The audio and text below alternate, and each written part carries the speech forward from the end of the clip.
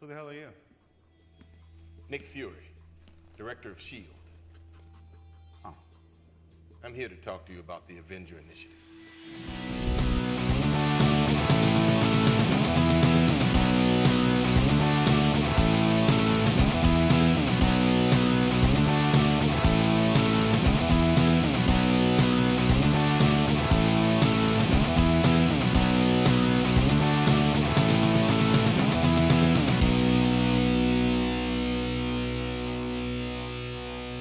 Hello and welcome to Brand X Reviews. This one I'm going to be doing a review of the Marvel Cinematic Universe official tie-in graphic novel titled Fury's Big Week. Now if you've been following on brandxreviews.com you will have seen that I've done a few of these reviews. If you haven't seen them, I'll just very quickly just go over what these are. Now, as you're probably aware, there are Marvel comics, and they cover Iron Man, Thor, all these characters, and they have been doing that for a long time, since the 60s when they really kicked off with all those characters. And of course, in recent years, there have been films based on these characters that Marvel have actually been making the films themselves. So Iron Man, Thor, Captain America, Incredible Hulk, Avengers, all those films don't connect to the comics. They are based on the comics, very closely based, but they aren't set in the same continuity. So what Marvel has done is they have issued a few of these graphic novels, short graphic novels that tie in with the films. They usually bridge the gap between films. So if you've not seen the reviews, the ones I've done previously in order that they were released, there was one that came out to tie in with Iron Man 1 in 2008. The next one was Iron Man 2. Then there was one that tied in with Captain America the First Avenger. And in the last review, I reviewed an Avengers Prelude graphic novel, and at this point they introduced this, what's known as the Marvel Cinematic Universe official tie-in seal. That's that red thing that you can see there. They started assigning that to it, and they started calling them preludes as well, so that basically means that these are set before the films that they tie in with. So that was the Avengers Prelude, which covered the Black Widow. There is a second Avengers Prelude, which I'm going to review now, and this one is, like I said, called Fury's Big Week. So it's all about Nick Fury, and again it kind of ties a lot of the films together and kind of rounds it up. Kind of in anticipation of the Avengers film in 2012, because that's when this came out basically. So anyway, I've kind of rambled on a bit there, but I hope that explains it in case you're kind of confused with what it is I'm reviewing. So as you can see, all of these are pretty much the same size. They're not massive. I mean, this one probably took me about 25 minutes to read, and that was taking my time. I do have to say, of all the ones I've read so far, this is probably the best one and the easiest to follow. I think it's going to be fairly easy to review as well, and kind of tell you what goes on in it. So anyway, I'll kind of quickly start at the beginning, basically. So, like I said, this is set before Avengers, or Avengers Assemble as it's known in the UK, with it being a prelude and everything. So, just kind of sum it up in here, just before I start showing you what's in it. It's all about Nick Fury, as you would have guessed from the title, and it basically shows what he had to go through kind of in an administrative sense to deal with Iron Man, with everything he was going through in Iron Man 2, with, you know, dying of the, what do you call it, the palladium that was in his chest was killing him, so of course Nick Fury had to kind of help out with that. He had to kind of sort out Agent Coulson and kind of delegate responsibility for the Thor incident in New Mexico. He also had to organise finding Captain America frozen in the ice, kind of tracking him down, and he also had to deal with what the Hulk was doing in New York. So it kind of covers all the films leading up to the Avengers and shows what Nick Fury had to go through to kind of deal with all that. So anyway, like I said, I'll start at the beginning. So it begins off with a prologue, and it kind of shows you what happened at the end of Captain America, the first Avenger film that came out in 2011. So it kind of starts with showing the end of that, just to kind of show you where you are. So just pretty much, like I say, it just shows the end of that, him being on that giant ship that crashed into the ice. And then it quickly cuts to some S.H.I.E.L.D. guys that have found one of the miniature what you call them, like miniature plane things that were actually bombs that were supposed to hit. Was it Washington and New York? One of those is frozen in the ice. They found one of those that crashed, because obviously they crashed just before Captain America's big plane, big ship, whatever you call it, crashed. So they found that so that they know that they're onto the trail of finding Captain America. But as I just saying how they're getting closer, Nick Fury and Agent Coulson are kind of talking about it. They're at S.H.I.E.L.D. base camp in northeast coast of Greenland. So they're kind of talking about this and saying, oh yeah, you know, we're getting close to finding Captain America. Isn't that cool? Kind of thing. They don't actually say, isn't it cool? But, you know, I'm kind of, you know, going over it. So then they get, anyway, what happens is Nick Fury gets a call from the World Security Council, which he saw in the Avengers film. Those were those guys on the television screens that kind of Nick Fury has to answer to. So he gets a call from them, and they basically say what they're going to do is they want to put everything, all manpower, all money, everything into igniting the Tesseract. I'm going to assume you know what the Tesseract is if you've seen these films. So Nick Fury's a bit pissed off with that because that means backing off the hunt for Captain America. But they are very insistent. They say, look, you have to put everything, all your manpower, all funds, everything into igniting this Tesseract. So he basically says, well, what about everything that's going on? And they kind of say, well, you know, if you think that that spending time and money on getting Tony Stark to join us is you know, what we think is a waste of time, basically. Get his technology, just take it from him, just acquire it, do it aggressively, kind of thing. And also, in terms of Dr. Bruce Banner, just leave him alone. We don't really know what he can do for us, if anything, so just kind of leave him to it. What else did they say?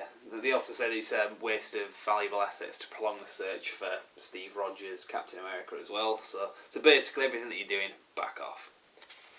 So he's a bit pissed off with that anyway, and he starts talking to Agent Coulson about it, and basically their little plan that they kind of hatched together is, we're going to keep doing what we're doing, you know, we're going to keep working on what we've been working on, but we're going to do it in secret, and don't let the World Security Council know, because it's a bit of a mess, basically.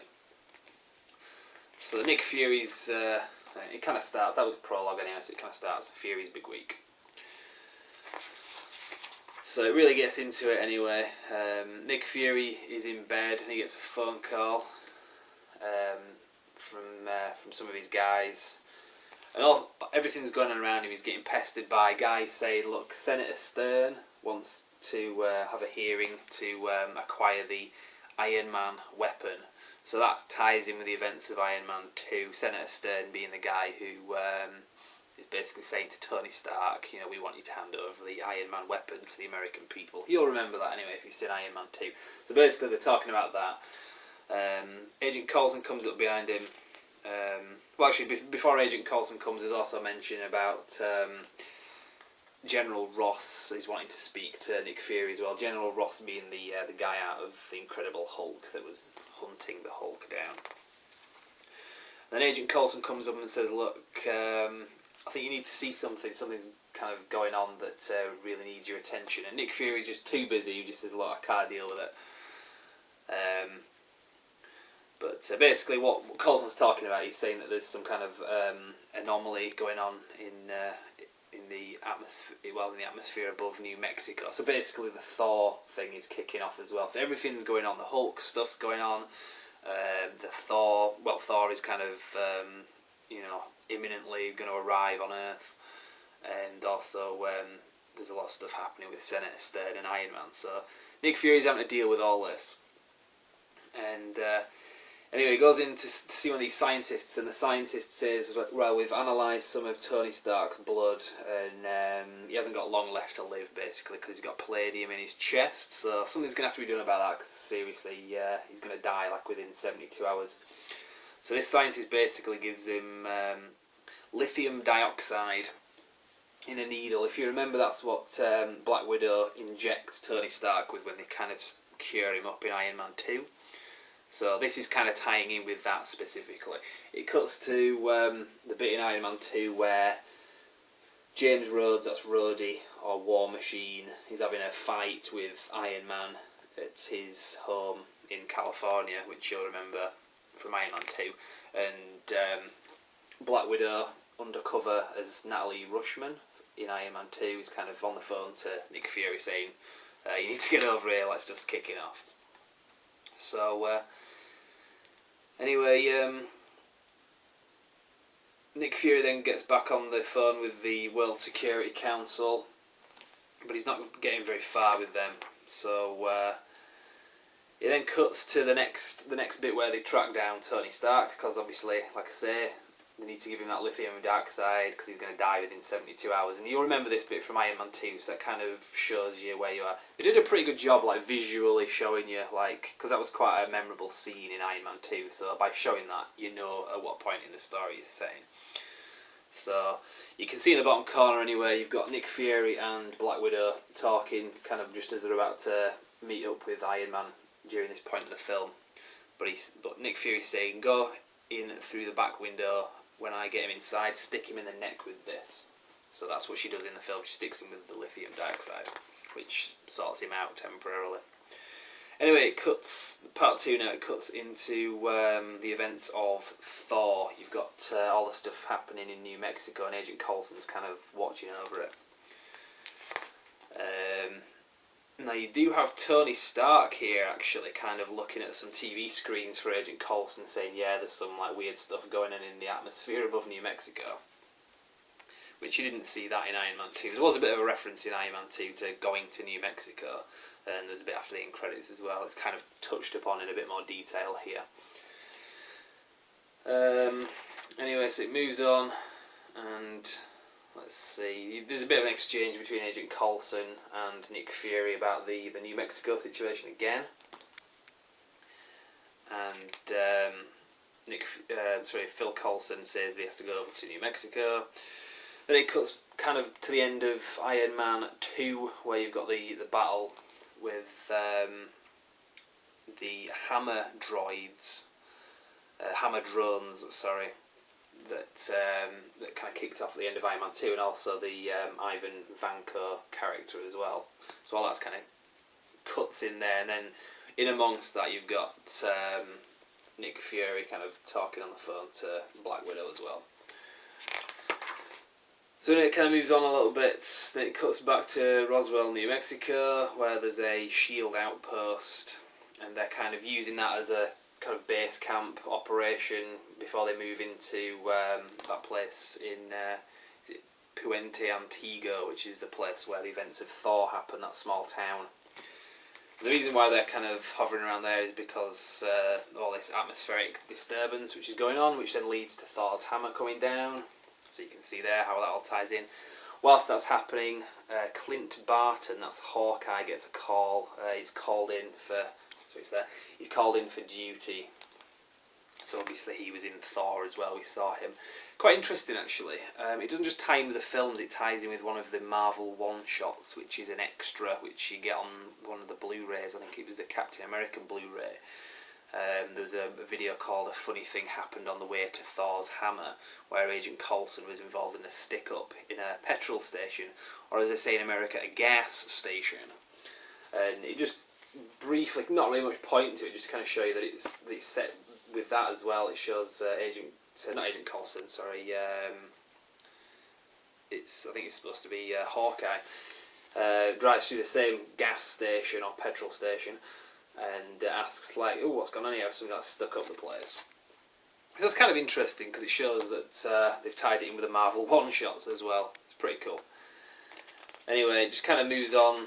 You see Hawkeye kind of going to the place, the place where Thor's hammer is still in the ground. This is obviously part of the Thor film, that it ties in with that.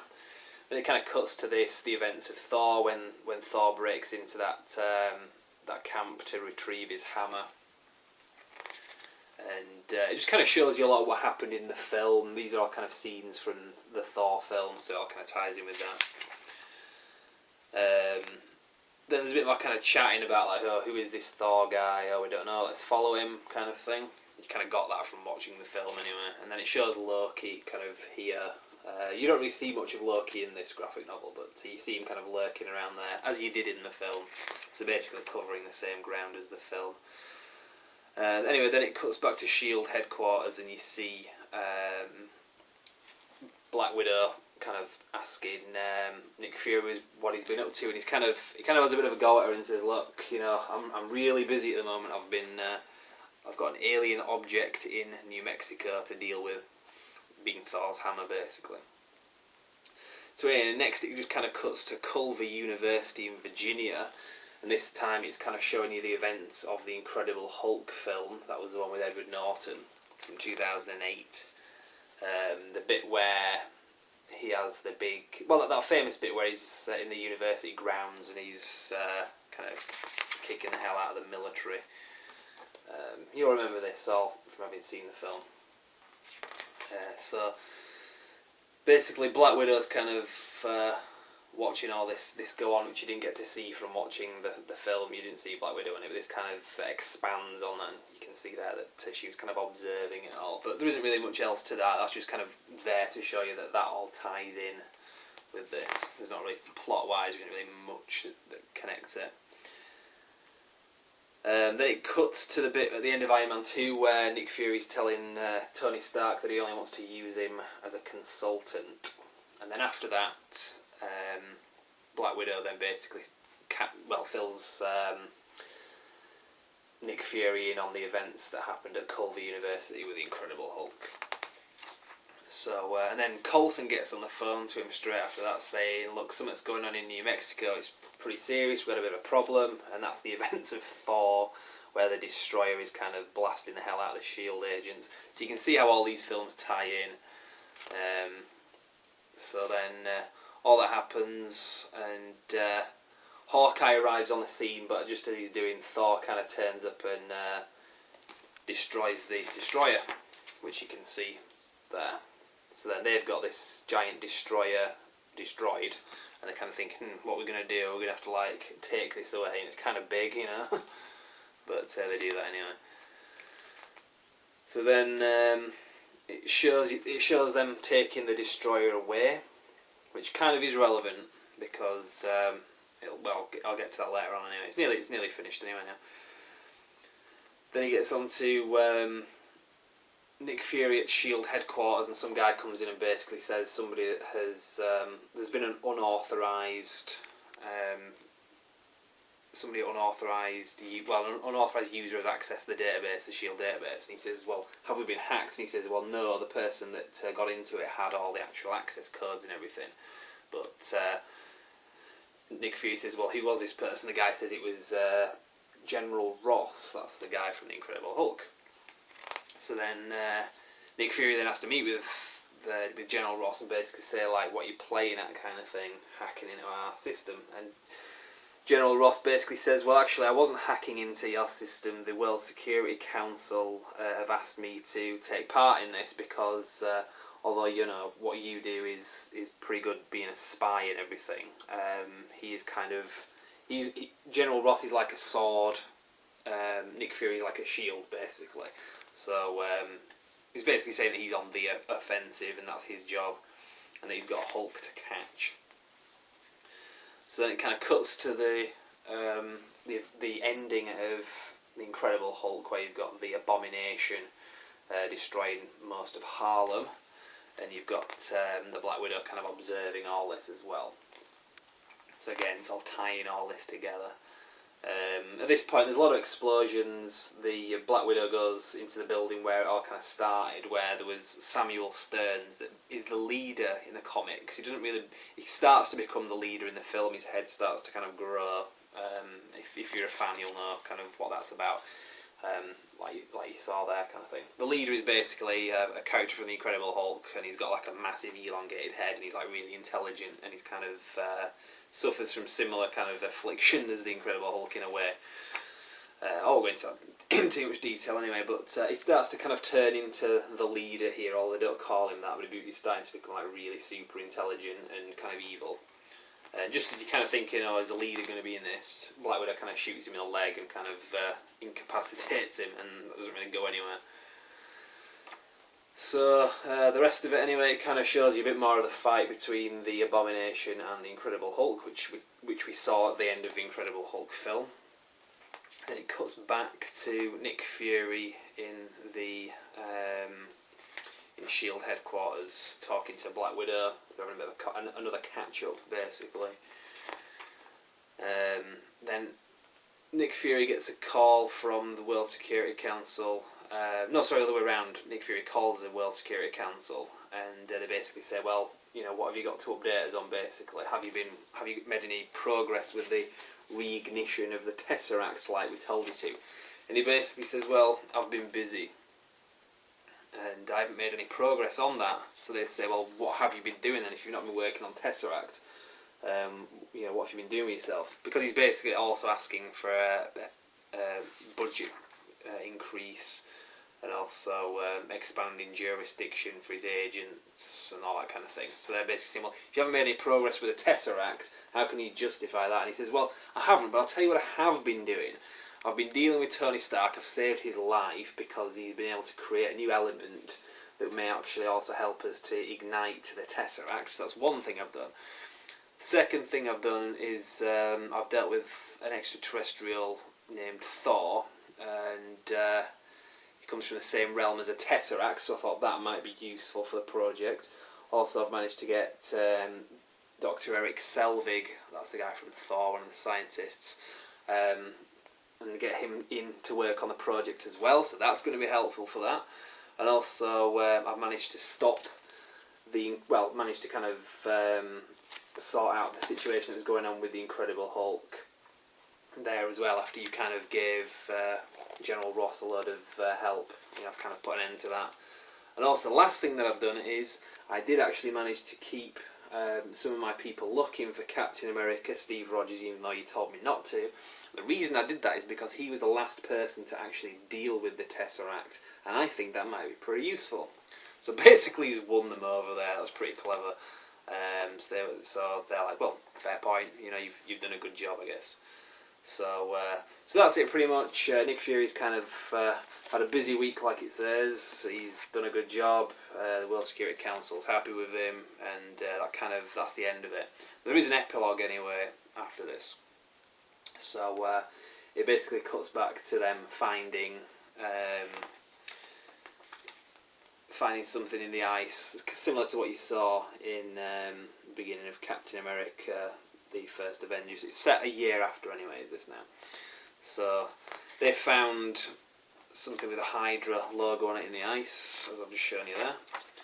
Then it cuts to S.H.I.E.L.D. headquarters, and you've got Agent Coulson, and he's walking through. And if you kind of pay attention to what you see now, I'll kind of hold it up a bit longer so you can see it. Agent Coulson walking through the S.H.I.E.L.D. headquarters, and you can see here, you can see he's walking past a room, and they're working on the what's known as the Whiplash technology that Ivan Vanko had in Iron Man 2, so you've got a little nod to that. Then he walks through another room that appears to be some kind of, like some kind of, I think they're working on the Rainbow Bridge type thing, like a theoretical template of it, like a 3D image of that there, so they're working on that. And also, the thing is, it says Project Mr. Blue, and I'm assuming that's Mr. Blue as in Samuel Stearns. That was what he was referred to in the Incredible Hulk film, so that's the leader character, because we saw Black Widow incapacitate him before, because he didn't really go anywhere with that. If they ever did another Incredible Hulk film, I assume that they'll follow that up with a leader. It does, I'm assuming the guy in the tank there is Dr. Stearns, that would make sense. Anyway, pretty sure that's what it is. Anyway, also on the other side, it shows them working on the destroyer that they kind of retrieved. And also, Agent Coulson basically says, what I want you to do with this technology, because they kind of turn it on anyway, and it blasts something out of it.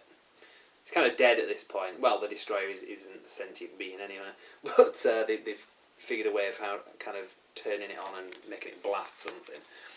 So basically, Coulson says, right now that we've had a successful try on that, I want you to dismantle the thing, make it about 100 times smaller, and put a trigger on it. So basically, they're going to use a destroyer and use a technology and turn it into some kind of scaled down gun, which ties in with Avengers because that's what he's got. When Agent Coulson dies in the Avengers film, he's got this gun, and he does say that it was built by S.H.I.E.L.D. using the technology that they retrieved from the Destroyer. So that's pretty cool. That, like I said, ties in very well with that. And then it cuts back to them finding Steve Rogers in the ice, you can see here. So it just kind of shows them physically finding him, because you didn't really see that. You didn't see Captain America in the ice in the Avengers, in the Captain America film, so you kind of get to see that there. Anyway, then finally it shows Nick Fury driving Clint Barton, Hawkeye, to that NASA base at the beginning of the Avengers, and he basically says, right, there's a guy called Eric Selvig, we need to kind of look after him, but also kind of watch him because he's been acting a bit weird, because as we know he was kind of taken over by Loki in some sense. So then it takes you right into this room which you will remember from the Avengers, or Avengers Assemble film as it's known in the UK. This bit where they're working on Tesseract, and you can see here in the mirror you've got Loki kind of controlling Dr. Selvig, and that's it. That's pretty much the end of the book anyway. So very good graphic novel. It's the best one I've read so far anyway. It's difficult to kind of review like this, kind of showing it, holding it up, but if you've watched the whole video here anyway, well, I'm hoping you got something out of it, and if you're considering getting these, I would definitely recommend it because they are very good. There's not much else in this. There's a couple of pages with just some cover sketches. Some of the earlier ones of these had like interviews and stuff. They had like a feature that was called Spotlight, which was like interviews with the authors and the people in the artwork as well. But this one doesn't have anything like that. It's probably a good thing because there's more content in it this way. They haven't kind of bulked it up with a load of interviews. But then again, you might be into that. Anyway, I've rambled enough anyway. So like I said, probably lost you anyway. Probably got bored anyway of me rambling on. So anyway, there's a few more of these to review. I have 3 more currently. As more films get released, they are going to do more tie-ins, but for now, the next ones that I've got, there's an Iron Man 3 prelude, there is a Thor The Dark World prelude, and a couple of weeks ago, just before the Captain America Winter Soldier film came out, there's a prelude to that as well. So I'll be reading these in the next week or so and doing a review at brandxreviews.com. So if you want to watch the other reviews or any other reviews, there's plenty up there. And if you're into the Marvel films, I've done loads of those at the moment. The website's pretty much just becoming me just reviewing all the Marvel stuff because there's so much stuff that I've got through and I've just reviewed everything. So I'll try to do other things as well, but just recently it's been a lot of that. So anyway, I'll shut up now anyway. I hope you enjoyed the review. As I say, the website is brandxreviews.com. So thank you very much for watching.